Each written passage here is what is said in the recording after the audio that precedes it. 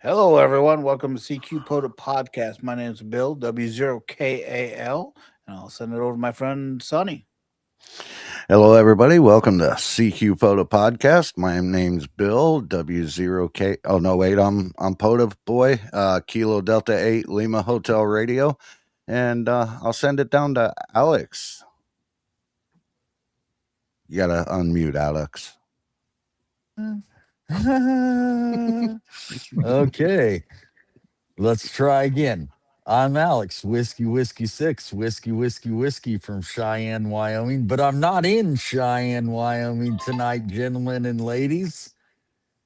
I'll just leave it with that.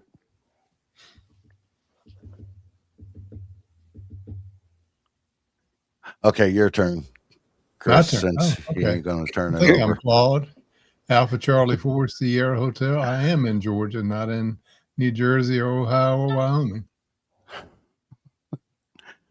Go ahead, Chris, your turn. Okay, yep. A4XO again. Georgia Parks and Propagation on the YouTubes and the TikToks. Thanks for having us back. Absolutely. Anytime, brother. Anytime. So tonight we got, as you see the little banner right there next to him, we're going to be talking about Georgia State Parks on the air and a little event that these two gentlemen are in cahoots with each other, getting together and working on. And it seems like it's going to be a little bit big. Our guest is Claude, Alpha Charlie 4 Sugar Hotel. And I'm going to go ahead and turn it over to him, let him give you a little background on himself, how he became a ham, why he became a ham, and where he came from, if it was Jersey, Wyoming, Ohio, wherever. Go ahead, Claude. Let us hear about you. Oh, I've been in Georgia my whole life and Northeast Georgia for that matter. And now live in Athens, which is still Northeast Georgia. But early on, long ago, when I was considering radios and playing with them, driving around an AM radio station, coming in at night, I always was excited about how that worked.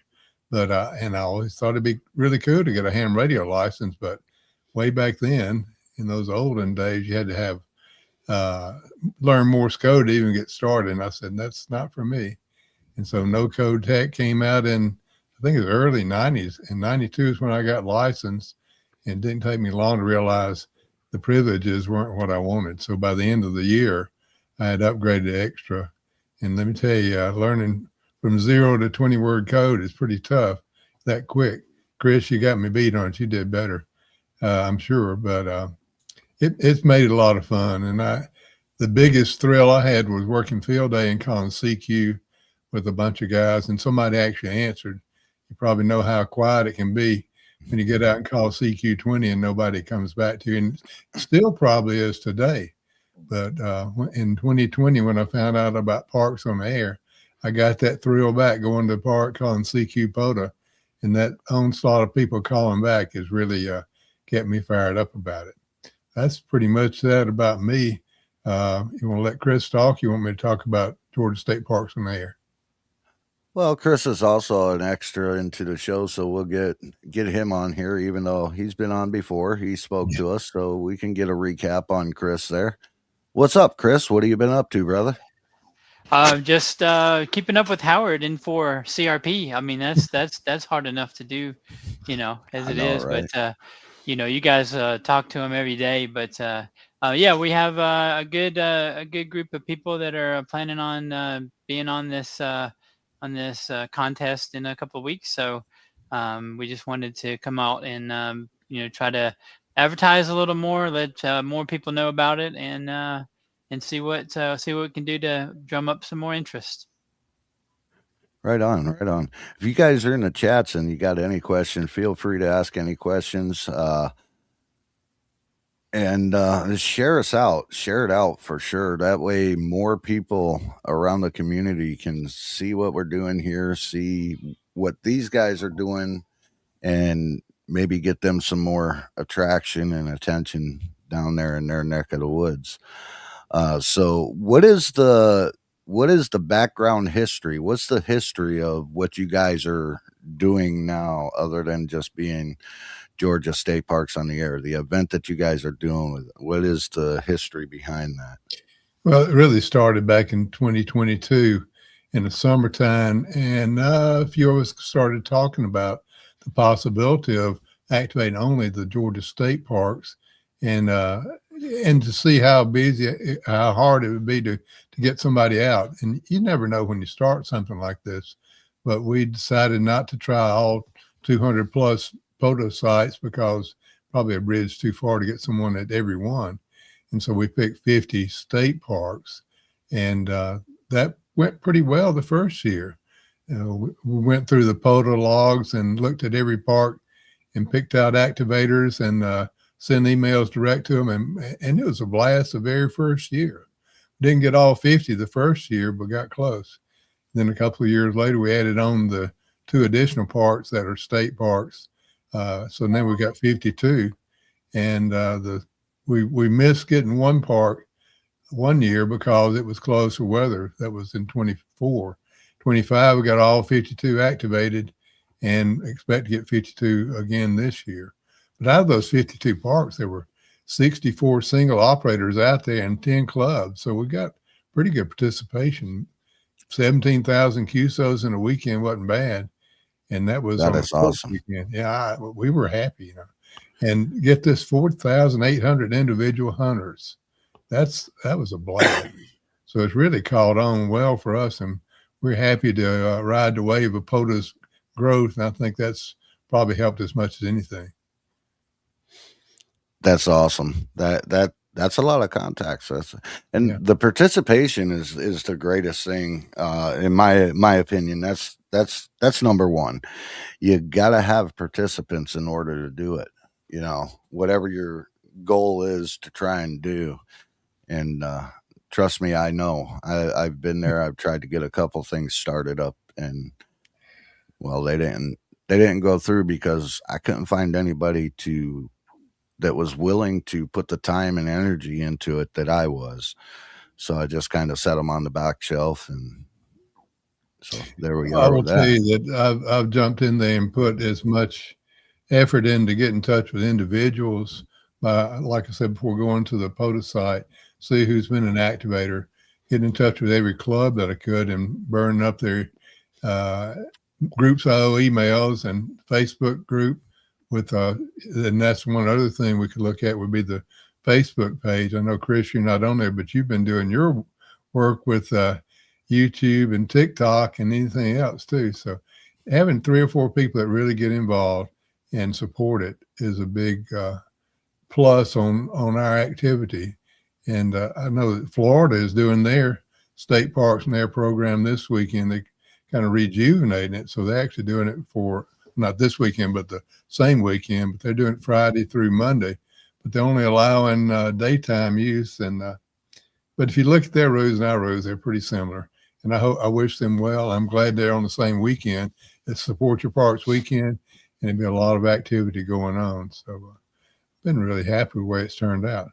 I see Mo checked in there. Never give Mo. Up. How about that? Yeah, never give up, never surrender. Yeah, trust me, I didn't give up and I didn't surrender. I just set it to the side because I put some other battles that have been coming forth and going a little bit better for me. So, and Bill and Alex partaked in that, and this is one of them. This is my number one battle that I chose to put together is CQ POTA Podcast, so that we can get guys like this on here and hear about their experiences and where they're at and how they do their activations and their activities. So this took over the other endeavors that I chose to do, and I love being here and doing what we do here. I'd like to say something about Mo right there. I don't know if you've ever talked to KO4GBB, but a couple of years ago there was this little logging program called Ham 2K Polo, and there was a guy, Sebastian something, I don't know.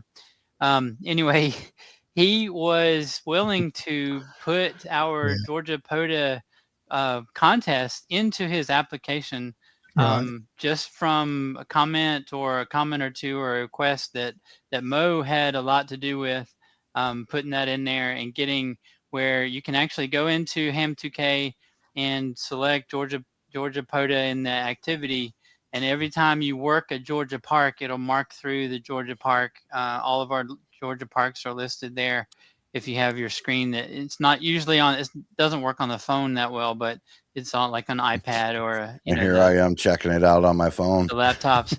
I think it might still work if you turn it sideways instead of up and down. But anyway, Mo had a lot to do with that, with Sebastian getting that added to the logger. Some of the other commercial loggers were not willing to add. They have the Georgia QSO party, which is April 11th, this coming weekend, but they did not have our contest with all of the parks in there, and so still today the only one that has 4-hour contest is Ham 2K Polo, and Sebastian did a really good job, and Mo helped a great deal with that. Thank you, Mo. That's really great. And I've been trying it out too, Chris, and I'm really pleased with that. You mentioned the Georgia QSO party, guys. Let me throw it in here. You may have seen it today about the bonus for Georgia QSO parties. If they activate, or if they participate in the county hunter competition on the 11th and 12th, we're willing to give them a special certificate if they do it from a POTA park. It won't really be part of Georgia State Parks on air, but it'll be a little extra recognition for them too.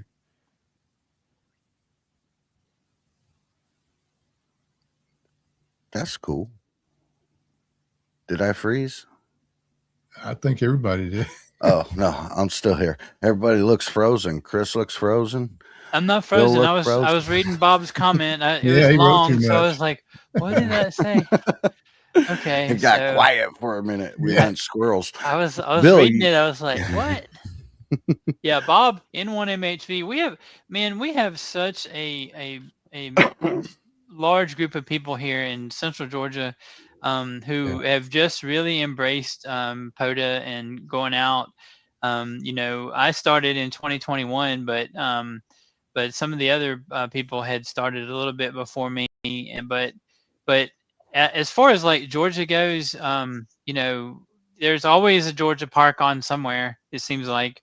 I don't know if we're the most active state, but we're one of them because we do have really good parks, and a lot of our parks are open at night and throughout 24 hours, unlike some states, and so it's really easy to activate a park here in Georgia, and in Middle Georgia, there's a lot of people that are enjoying it, and I'm always glad to see the newer people starting up and things like that too. And Bob was instrumental in getting satellites up and running when we had our satellite guy retired, and so he retired from ham radio, and so Bob came in to start the satellite craze, and so there's just a lot of things that are going on. We have a lot of Meshtastic, we have a lot of APRS packet, just a lot of different stuff happening around here. So it's just great to see POTA and other things happening. So keep it going, and I hope that things like this where we can talk about things going on and people get interested in coming through the state, because from Florida there's not really but a couple of ways you can come up through I-75 through Middle Georgia, and you pass along about 15 parks between Savannah and Chattanooga, so you get a chance to run up I-75 and you get a lot of good parks and 4 Buc-ee's. Chris, you mentioned that the parks are easy to operate, and there's more than 4, I think, now. But anyway, I've seen in the time I've been doing parks on air in Georgia that the park managers, park personnel, though they don't have, we tried to get an official partnership with them, but I think that's like asking for money. They thought we were going to get their lawyers involved, so we backed off on that. But every time you go in a park now, you can ask anyone at the park, where's a good place to set up, or where do the other people go, and they're happy to show you. They know more about it than they did 3 or 4 years ago. So it's been a big plus. And we did that with the fish hatcheries recently, Chris, and that was a good turnaround too. So Chris, how many do you like before you get all of them activated in Georgia now? I still think I have to get back to the 3 hatcheries. I think Okay. I finished my all of Georgia parks at August 17th, and then like August 19th or whatever it was, you introduced 6 more, and I was just like, really? No, it wasn't that early, but it was after I finished all the ones I did, and then you added some more. So Claude, let me ask you this: are there any new ones coming up that we should know about in the spring? Coming up before too long. I couldn't tell. No, actually, I don't. I've gone through and tried, and I'm the mat manager for POTA in Georgia, by the way. You probably figured that out. But there's only 2 that on my radar, and they're not actually properties yet. One, I'll go ahead and say it, down at Okefenokee. They're acquiring a bunch of land in Okefenokee Swamp, and it will and it's going to become a Georgia WMA, and that's a long way down south. And then over on the west side near Columbus, Fort Benning, they also picked up a big plot of land over there, and the name of it I can't remember. But I watched the Georgia websites that show what's being assessed, but no state parks. I really wish they would do that. We do have some great city and county parks in Georgia. I wish I could get the state to buy off on them, but I can't put them in the system till they do that. That's cool. That's cool. Bill, you have any questions? I honestly have been reading the chat here, and I don't really have any questions right now. So when you're activating, what type of equipment do you use when you do your activations? Me personally, Chris knows I'm mostly QRP. KX2 inverted V dipole, 23-foot mast, and go to town. It doesn't take long. And even though 40 is not wide open, it's crazy to think that even at 1 or 2 o'clock in the afternoon when it's dead, there's still people within that 200-mile range that can work near vertical. And I've never failed to activate a part with QRP power on sideband. So that's the average startup. But I've got 891. I do run full power sometimes. And but you don't have to charge batteries as much on QRP. What's full power? On my radio, it's 50 watts. My radio, that's what Bill runs. Bill my runs radio, full it's power. 100 watts, but I've never. Once or twice I made it there. Once or twice when these guys yell at me.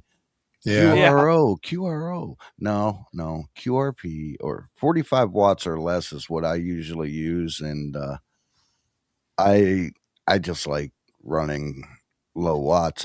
It's not because of the battery. It's just because of the challenge. I love the challenge. Yeah, I mean, you really don't need it. Hey, I'm thinking about you guys not being in Georgia. We're not excluding you. In fact, we need hunters like anytime you go to a park. We've got a couple of categories for hunter. One is out of state hunters, and you don't have to make tons and tons of contacts. You need to contact as many of those 52 parks as you can. The John, Kilo 8 November Italy Victor from West Virginia, he only made, if I remember right, 67 contacts as a hunter, but he had a lot of Georgia parks. So that you multiply those together, and that's the score that you get. John tells me he was going at it casually.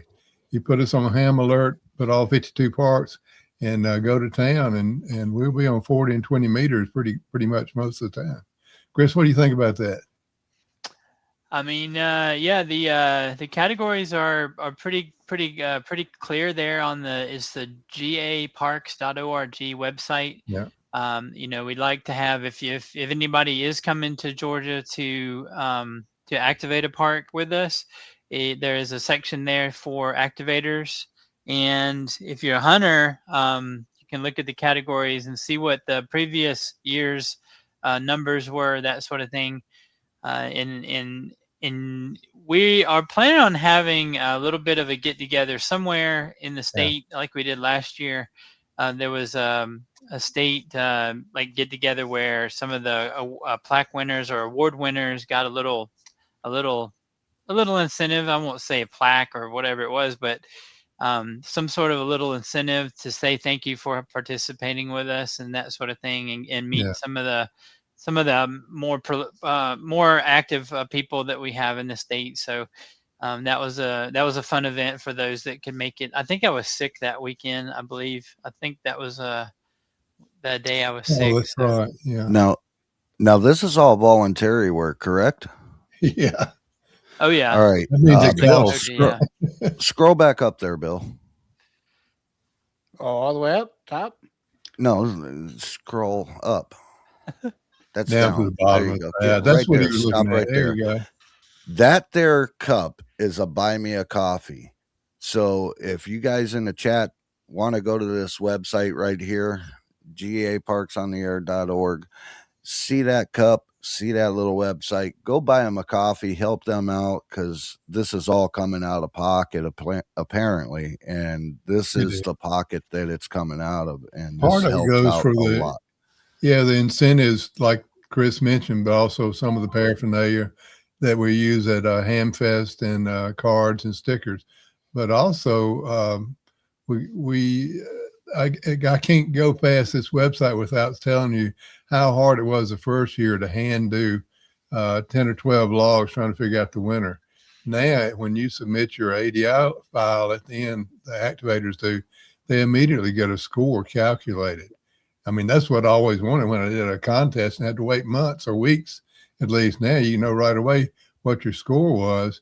And we did the end of the event contest or meetup a month after the end of the event because we well knew everybody had submitted their logs.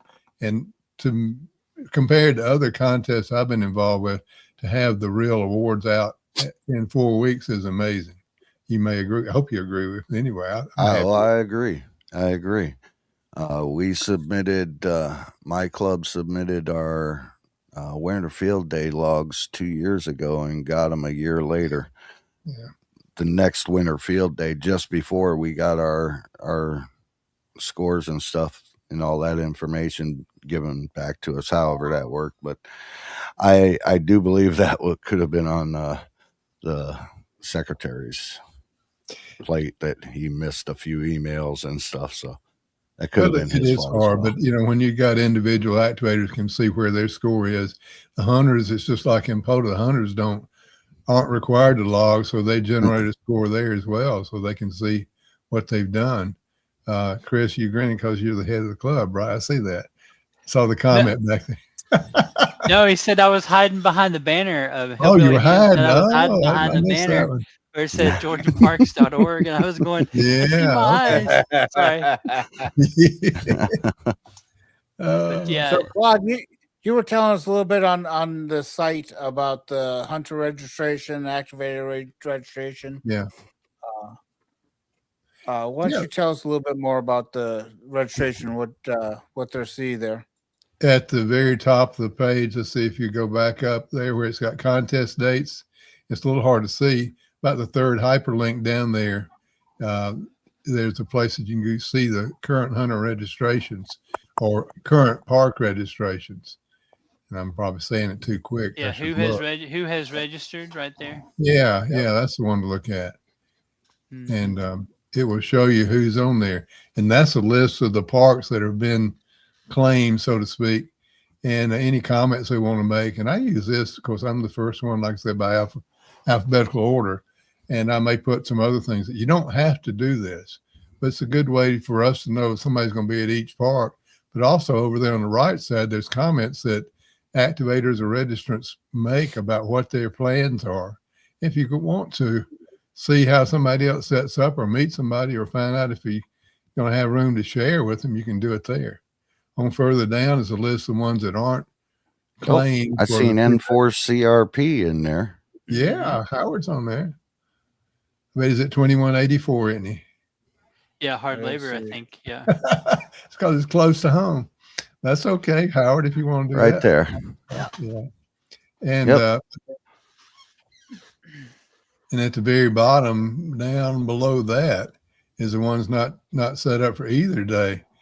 That's the one we kind of worry about, that we want to make sure we're going to get somebody there. So I see about 6 of those that are within 2 hours of my house, so I could probably get them myself. But hopefully, I'll be meeting somebody when I get there. Yeah, I'm a Yeah, little that's surprised, honestly, that some of those haven't been taken up by like Magnolia Springs is Augusta. That one's real easy to get Yeah, into, and it's actually a really nice park. It doesn't have a lot of internet connection, but Magnolia Springs is over there. It's a really a historic park, honestly, because of Bill. Throw something at Alex. why it's a state park. But one of the things too is as you go around to these parks, you've realized how historic Georgia is. You know, a lot of states have various history, but we have a lot of history here in Georgia, and a lot of the state parks reflect that. With the reason that the parks are there to start with. Some of them or this or that, but that's another fascinating part about about going around in Georgia is as I've traveled through these areas that I don't normally or haven't been to before, I didn't realize that we had this historic thing happen here, there, and it's been really neat as I've been participating in POTA as well. you know, I'm I'll tell looking you. at another screen here I've got, and when we first started this, we checked with Parks on Air and make sure we weren't going to get in trouble with Jason. And he said, "No, man, it's fine if you do that. Just don't. It looks like a contest, so don't use 60 or 30 or 17 or 12 meters. You got no warp bands, and that's what we set up. We can't make any money on the logo, but we can take a little money if you want to donate it. That's fine. And you can do any mode that POTA works with, and we got a max of 100 watts. So believe it or not, some people run 100 watts. But you also have classes for QRP for 10 watts single sideband and 5 watt CW. So they're separate categories too. And for me, the club is the draw to it, because I haven't done an individual participation with this contest in the 4 years that we've had it, or the 3 years going on 4. It's always been a club event. I always had a pavilion down at one of our parks here in Middle Georgia. We don't have any real close by. The closest one is 45 minutes north or south, and so we don't really have a good state park here in the central area. But the club comes down. We have a cookout, and then about 1 o'clock we have a nice rainstorm. So then people that don't want to leave their equipment out in the rain, they leave, and then the rest of the crew stays until 6 or 7 o'clock, 8 o'clock at night, and then we are have to leave the park. So this year, what we're doing for our club is I'm renting a cabin, so it's a 4-person cabin. So 4 people can spend the night, and then they don't have to leave. And so that category for club should not have any problem with us just completely blowing that out of the water. That wasn't the whole point of doing it, but I want to see how well we do when we don't have to leave, because of the park closing. Yeah. We can stick around and go on down to 80 meters and stick on there till they kick us off of 80 meters at some point. As soon and as then come they back. as soon as they find out you're not doing geriatric stuff and all that, you're done. You're done. Right. Well, then we'll go over to digital or CW, and we'll stay on there. So just every once in a while, throw in, "Oh, my back hurts." Yeah. It does, man. It's rough. But yeah, the club category is my favorite. Is my favorite category. So I really like seeing clubs going out. Now, we did have the first year, we had a little shenanigans with a single person running as a club, even though he was by himself. So we had to kind of tighten up those rules over time, which that part has been really interesting, starting with a basic set of rules and then refining it over the time, so that now they're pretty tight. I mean, they're pretty well defined. We did introduce Claude can talk about the teams, the team category, but Skip K4EAK, he has helped us really define that those rules and get those really hammered out. Yeah, Skip's done a great job with the rules and FAQ, and he's a wordsmith. Let's put it that way. And I'm glad. In fact, he's a since little we're bit gonna of a call him- lawyer, isn't he? Isn't he? he's recovering from that, he says. A little bit of a lawyer. But yeah, he is actually the instigator of all this. He sent the initial email to me and another guy, Richard Durbin, said, "What do you guys think about this?" And we said, why not?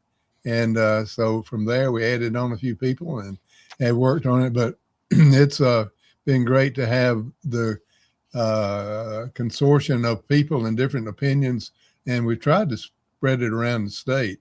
I'm in Northeast Georgia, Chris in Central Georgia, Skip, and a few more up near Atlanta, and we got a couple more over in Savannah and Southeast Georgia. In fact, they're Angie and Mel and that live near Brunswick, near Jacksonville. Really, if you're Georgia geography challenged, they're the ones that really push for the team category. And I agree, they like to work together, run the same station, alternate users. They don't really do share the mic. And so we agreed. Well, then we found there were a few others that wanted that too. So now if you go out with your best buddy or husband and wife or however your arrangement is, two people can run the same station through the whole event. And that goes back to the event. I mean, you made a good point about the clubs renting the shelters. I mean, the cabins, Chris. That's a limitation. Some parts they shut down quiet hours after 8:00, but you'll be able to run past that. And a lot of the teams can do that too. That might be a good plan. Geez, Chris, I got to look at that. We may have to get some competition going. Yeah. I saw Jess say something like 10,000 contacts at hard labor, or I think it was at hard labor. That's total for a club. Yeah. I said, no, Jess, it starts over when the contest starts at 8:00 on Saturday morning.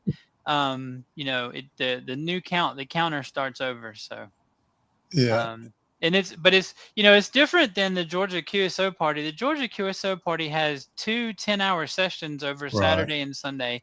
And then we don't even start that until 2 p.m. on Saturday. And so that goes from 2 p.m. to midnight on Saturday. And so those are evening hours. So those are automatically lower band hours because, in the evenings you get out of 10, 20 meters. And, you have to go down to 40 and lower. But it'll be interesting to see how with early morning, you start on 40 and then as the day progresses, if we can do more on, on 15 and 10 meters and see. But yeah, that's just a big difference between ours and theirs. Ours is the whole time. There's no limit on time frame. Whereas the Georgia QSO party this coming weekend is, like I said, is broken up into 2 different sessions. The funny thing about the hours is I looked at the Florida state parks and area, and like I said earlier, they're trying to rejuvenate it and doing a pretty good job, but they've got their hours set for daylight hours only, basically to allow people not to have to worry about somebody else staying all night at a park.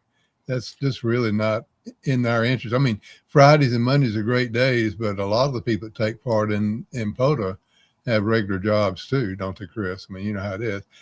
Well, in Florida, Georgia seemed to have changed that especially the fishing lakes in 2020. The governor made a big deal about that. He purposely went on the TV and said, like, our parks are open. Our state is open as far as, COVID and all of that. Right. He said, we have thousands and thousands of acres that you can just go out and not be around anybody, and they changed. That was when they changed the fishing lakes to 24 hours. And I know that you know, a lot of them have street lights and you know, some you know, safety lighting and that sort of thing. But Florida Florida closes a lot of their parks at sundown, I and think I don't know that about was part of their reason. It makes sense to me. I tell and you another. I don't know about these other guys how their states do, but Georgia has no trouble with 24-hour operations. So And one thing I noticed this morning, I went to Raleigh, as I probably already said about how long a drive it was, but I talked to a fellow from Florida who was real familiar with their program. And somewhere along the way, I mentioned using Ham Alert to find where the other Georgia parks were. And they said they don't have a bonus for working from park to park within Georgia, you know, in the same state. For us, part of our activator score is you can get QSO points for as many contacts you make. But if you make contact with every time you make a contact with one of the 52 parks, the first time you get 5 additional points, which is a big plus. So that's why I keep my Ham Alert running, and a lot of people do, to make sure they, when another Georgia, one of the 52 parks in our program pops up, you do your darndest to make that contact. And it adds to the fun and enjoyment of each one, the competitiveness, I guess I'd say. We'll call it a contest, even though it's not field day, right? well, that's, you know, that was also kind of one of the harder things is to start describing it as a contest, where we were even listed in the contest calendar and AWL calendar, you know, to make sure that, yeah, it is, you know, POTA in general is not a contest until it is. You know, they had the plaque event one time, and you know, we had one guy from Georgia won like 3 of those plaques, but it isn't a competition until it's a competition, and that's why the rules have to be a little more understandable, a little tighter than the general POTA rule, you know, of, you know, being in the park and all of that. But we have a lot more that has to describe what, especially like club activations and things, and so those are really much more well defined than just a regular POTA day. I will tell you, and I know I've said a couple of things that may seem negative about Florida, but it's differences, not negativity. They really do look like they're on track to have a great program this year. And that reminded me because South Carolina, North Carolina, Tennessee all have had programs, but they hadn't had participation. And I don't know, and this may be back to your suggestion that it's hard to keep the ball rolling. And I don't know why or how, but I'm glad this one is going. Chris, we need a new representative, so I think I should hand this off to you. For the contest? Yeah. I don't know about that. Anybody second my motion? Oh, no. I second your motion. I second that motion. We're going to have to talk about that. Okay. Well, I can tell you this from my aspects of parks on the air and my adventures in the park. I've had a lot of them. I've had people standing in the woods looking at me. I've had what I thought was Bigfoot. I've had people call on me and say that I was doing things I shouldn't have been doing, you know, doing the wacky tobacco type stuff, called the cops on me and everything. And I actually got asked to leave. And when that happened, my people gathered around and said, "Hey, no, we know better. We got you." And I went with an email that somebody wrote for me. I won't say no names, but they wrote the email for me, and I sent it to the mayor of Geneva State, or Geneva on the Lake, GOTL, which is where Geneva State Park is. And I spoke to him, and now I have 24 access in that park anytime I want. And all I got to do is just stop at the ranger's office, be like, "Hey, I'm here, going to be here." And they have absolutely no problem with it. I can stay for days if I want in the same spot. They also know that I clean up after myself and others. Yeah. I make it a point in all my videos, which my YouTube is down. It's not, for some reason, it just quit working. So I'm still working on getting that figured out. But on my TikTok, I do the same thing. I say the same things, when I'm in the park. Make it better than what it was when you left it or when you arrived. Make it better when you leave. And, and it's great to be able to, be sitting there and a park ranger come up to you and say, "Hey, here's a cup of coffee for you." Wow. And I get that often. There's been many times where I've been on the air and been like, "Hold on, got a ranger here," and they'll be like, Yeah. "Oh, hey, how you doing? Here, you need a cup of coffee?" We need you to go to Centennial Park. That's a little park in Atlanta. Explain this program to them. I hadn't had any trouble, but apparently I keep the right profile. But, we really have had a great success and not any big problems, but it can, anybody can be a bull and cause problems. But if you try to do it carefully, it works out well. But Atlanta's Right. like any other metro. It's tough to find a good spot there. But it's not bad. Somebody needs to sign up for that one too, by the way, whoever's listening. I think Mo would volunteer for that. There you go, Mo. Centennial Olympic Park is downtown, and we had 2 guys so far, well, that I know of. At least 2 of them have been asked to leave that park by the police or security. They said that we needed a permit to be there, which is not true because it's not an event. It's not a public event to do POTA. I did it. I parked at the World of Coke, which is $20 to park at the World of Coke. I had my backpack. I walked across the street, got into little. There's like 4 benches. Sat down, put my ATOS on the ground right there in the corner, and activated the park. No trouble, and it was great. And W1RCP Robbie, who's the one that did the website and does all the logging software. He's the one that posted on his channel. You look at W1RCP, Whiskey One, Robbie Camp POTA. He had his first encounter and his second encounter with the police on that channel. And then when the other guy from War Club that also got in kind of in trouble with the cops, Robbie made him a Olympic POTA. Olympic POTA award kind of a thing that was that had the Olympic rings, and he had made it out of his metallurgy stuff that he's been working on, so he made that for Canaan. And so it's a very interesting park, and so is the Martin Luther King Historic Site is also in downtown. That one you can get all kind of people coming up to you because it's an open parking lot. So you just have to be careful and know about your surroundings. I see you have your headset on, Sonny, and having a headset at some of these parks is not a great idea because you don't know who's coming up behind you. Yeah. And so I don't wear the headset in the park, or at least do maybe one ear. I wear one earbud. Yeah, and so we had so much fun last year, by the way. Hey, Mo mentioned something. What is he saying about the boot? But it reminded me of the hike-in bonus. That's one thing we've got that's a little different. Oh yeah, we added that last year. It wasn't anyway.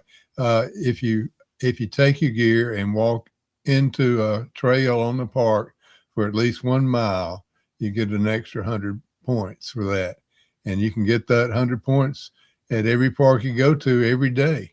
So if you were to go to 5 or 6 parks, you get 500 or 600 points for that extra. And we did have a few takers on it last year.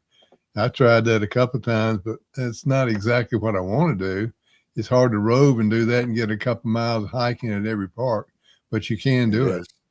Yeah. No, we have a lot of Soda Peaks, and a lot of trail. We have the Appalachian Trail here. We have the Trail of Tears.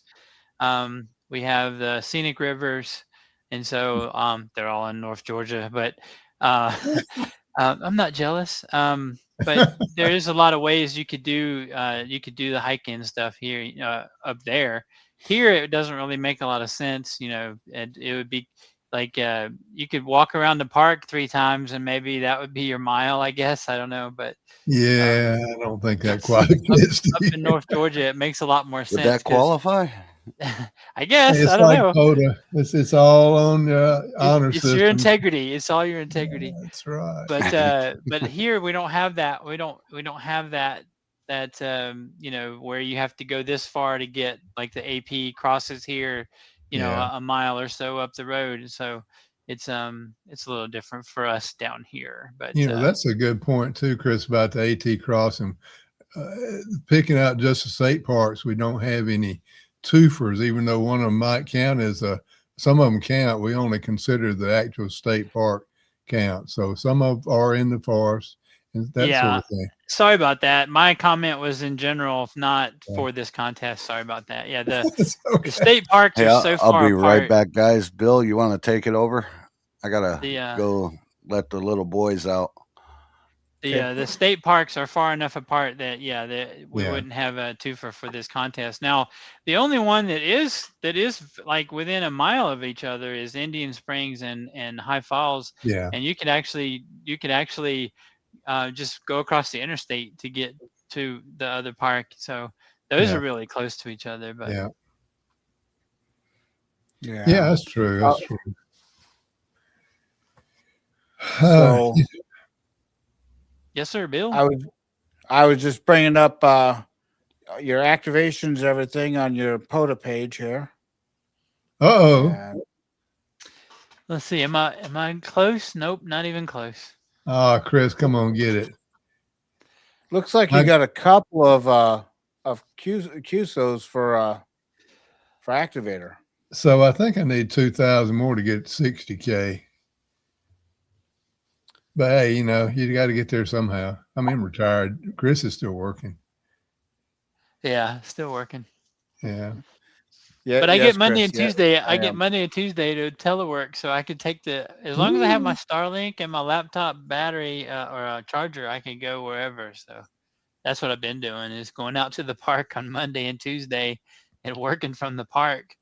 Man, I tell you, Starlink. Oh man, that is such a game changer for Georgia parks, especially you're talking up in North Georgia, Vogel, Tallulah, Tallulah Gorge, all of those north of I-20. If you look at Georgia split north of I-20, anything north of I-20, once you get away from the visitor center, you're not going to have cell phone coverage or Wi-Fi, and it's very difficult to spot yourself if you don't have a cell phone coverage, in those parks. Some of them, you have zero, like nothing, and so it's very, very hard to even use like APRS spotting or anything. You got to have some other method like emergency texting, satellite, device or something, or Starlink or something like that. So it would be very helpful. I've had Starlink for the house for quite a while, and so then I just got Starlink for doing POTAs and for camping. We do a lot of camping. So, but yeah, exactly what you're saying is you don't know when you're going to be out away from cell signals, especially when you're doing parks and this and that with tree coverage and all that. So I've never had a problem connecting up with my Starlink. So, well, N4ARY he's in the chat.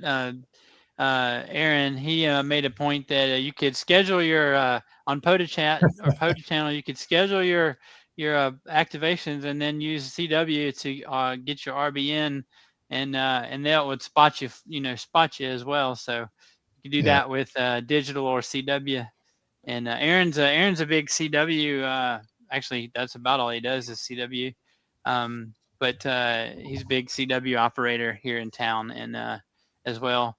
And so, that's a good way to do it too. Schedule it. If you know when you're going to be there, you can schedule it and do the RBN, let the RBN handle it. Right. Okay. Hey, before I forget about it, I want to throw out the challenge for out-of-state hunter. What's that lady's name? Whiskey One, India November Echo, Renee, down in Florida. Why does that sound familiar? Oh yeah, Sounds familiar. look at her. She says she's going to take the out-of-state hunter this year, so be on the watch out for her. She, I think, came in second last year. So yeah, keep an eye out for her. But anybody can do it. I was looking back at John's out-of-state award. He only made 65 contacts, but he made it with 31 parks. So that's the bar. The multiplier, yeah. The multiplier is what got it. So yeah. So I'll have to turn on my ham alerts. Yeah, just stick all 52 parts in one of the triggers. It works pretty well. You can turn it off after the event. The ham alerts really saved me a lot of times, and having the map on or the park listing in Polo, I'm sure that's going to be a plus too. So that's good to see.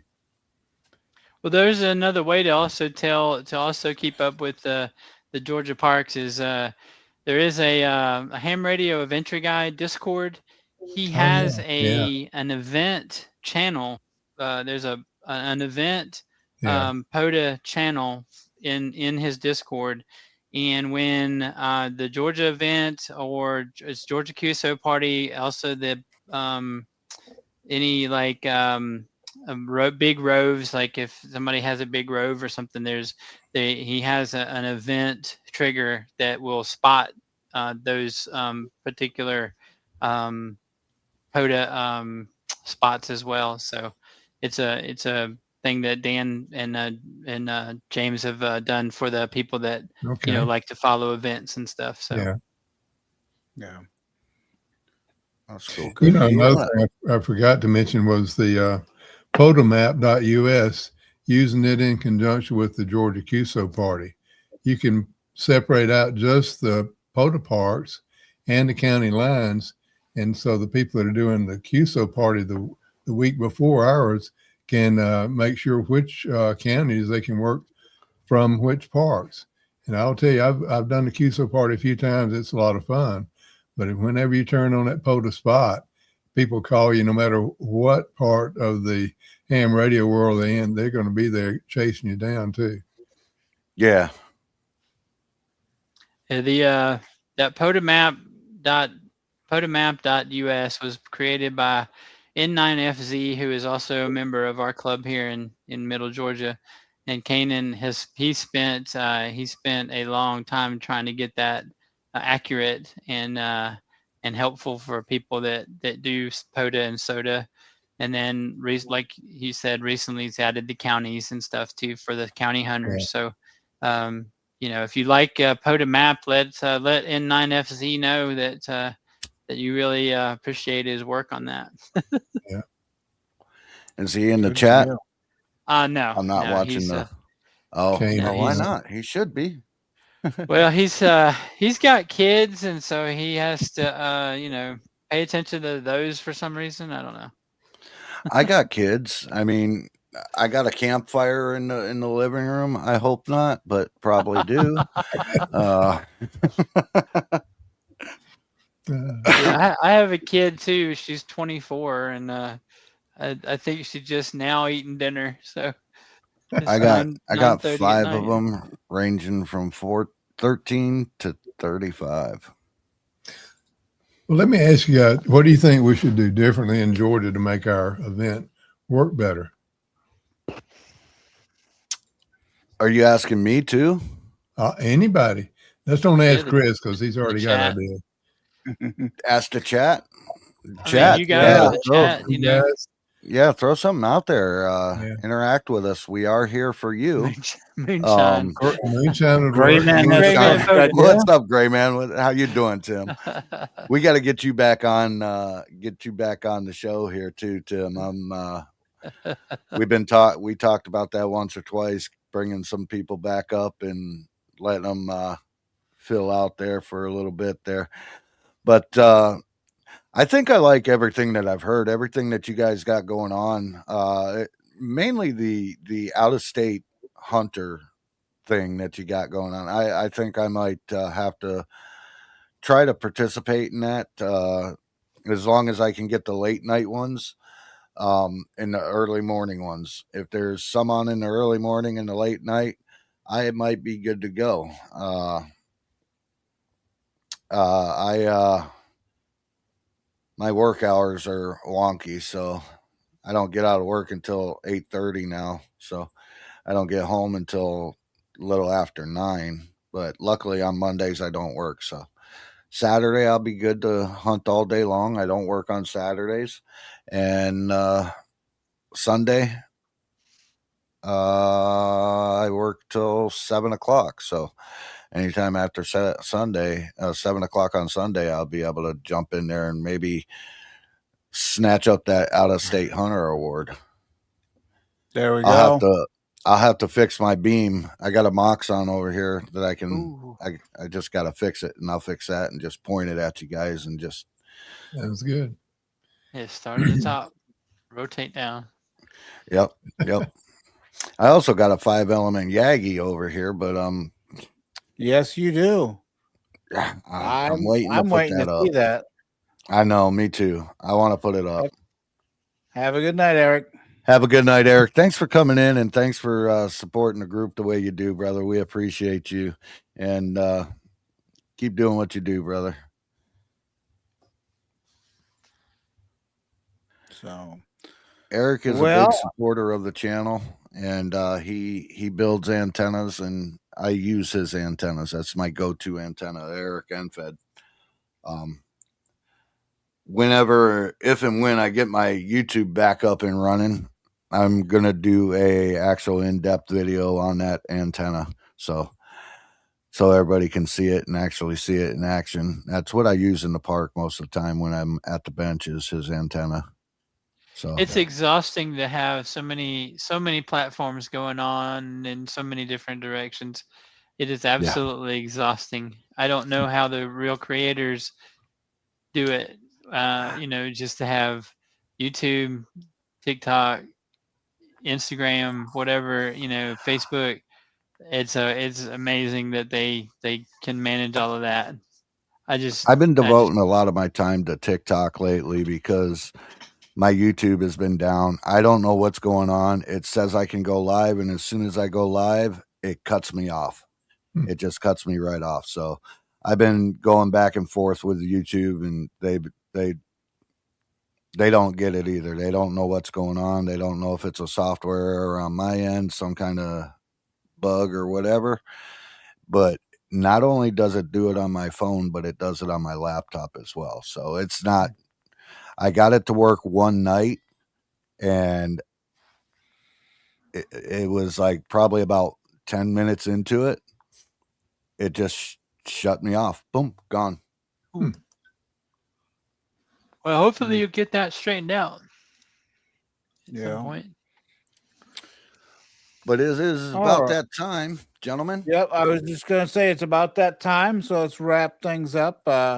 Thank you very much, Claude, for coming on with us. It's been very informative, and Well, hopefully you guys can do some hunting, and when you do turn in your log, you get your certificate like downloaded immediately. It's Right. almost instant. So Yeah. we do have that to produce your proof of help, of working the contest with us. So and why don't you give us the content dates one more time? It's April 18th and 19th, Saturday and Sunday. Starts at 8 a.m. Eastern to 7:59 or 8 p.m. Sunday, and or UTC time 12 to 12.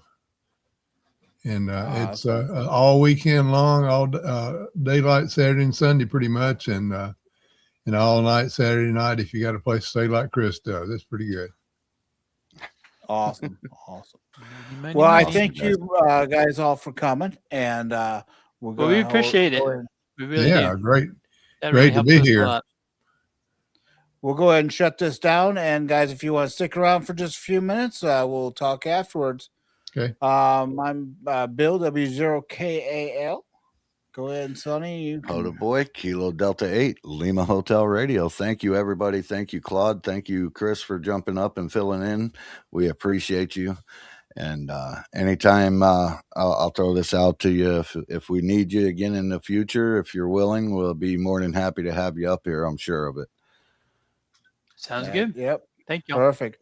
All right. Have You're a good welcome night, for the guys. support. Thanks. 7-3s, guys. Go ahead, Claude. Your turn.